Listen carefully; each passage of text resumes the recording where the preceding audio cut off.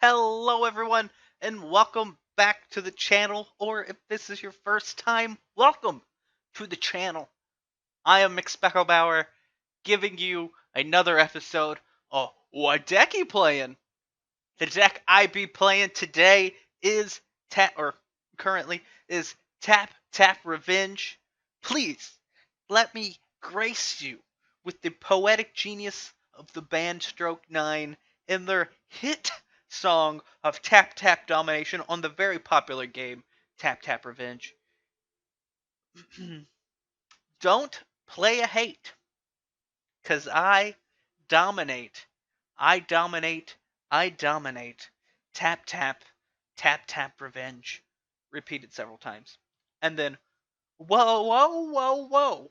Repeated several times. The namesake card for this deck is Verity Circle. For 3 mana, whenever a creature an opponent controls is tapped that is not an attacker, we get to draw a card. And for 5 mana, we can tap something without flying. So the goal is to make sure that we get whatever they have tapped before it can attack. And what are some ways we can do that? How about Law-Rune Enforcer? For 1 mana, we can tap something that has a CMC of 2 or more. So they're tokens or they're 1/1s. We can't tap. That can be bad. However, Kinjalli's Sunwing is actually somewhat of a non-bow because the creatures that they summon come in tapped automatically. That does not trigger Verity Circle. It does not. I wish it did, but because they enter tapped, they're not technically tapped. It's timing rules. Magic's a complicated game, but it does stop aggro, which is pretty important. If they have haste and stuff, they gotta wait, which can be pretty useful. If we can get Territorial Hammerskull to attack, we get to tap one of their stuff, which triggers. Tempest Caller taps down everything that they control, which lets us kind of go off to an extent, because if they have a whole bunch of stuff on their board untapped, we pop down Tempest Caller, all their stuff gets tapped, whole bunch of triggers on Verity Circle, draw a whole bunch of cards. Same thing with Sleep, except Sleep's a little better because it taps them down for 2 turns, which can help us get in with a few of our guys. Settle the Wreckage, I only have 1 copy of the card because I opened it in a pack. If someone's getting too aggressive against us, they keep coming in, we can exile everything that they have.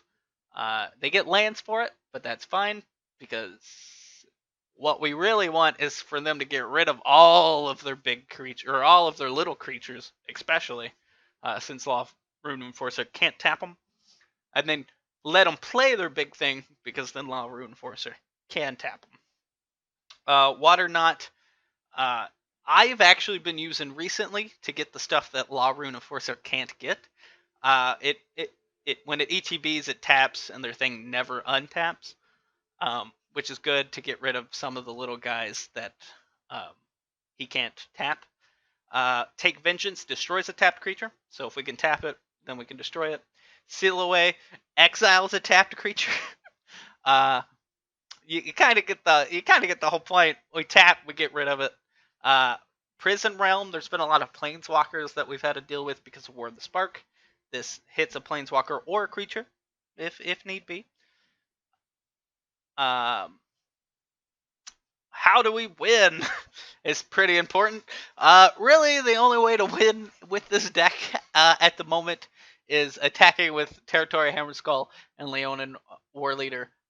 When Leonin Warleader attacks, we create 2 1/1s that get lifelink.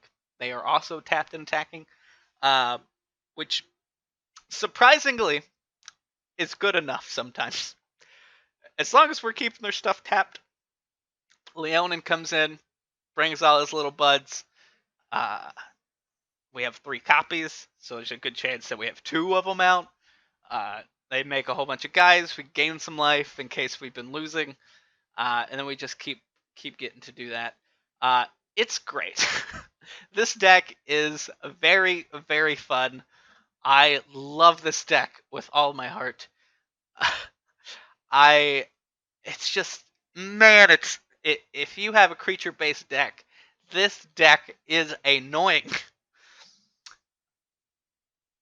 I think the biggest creature that we can't tap is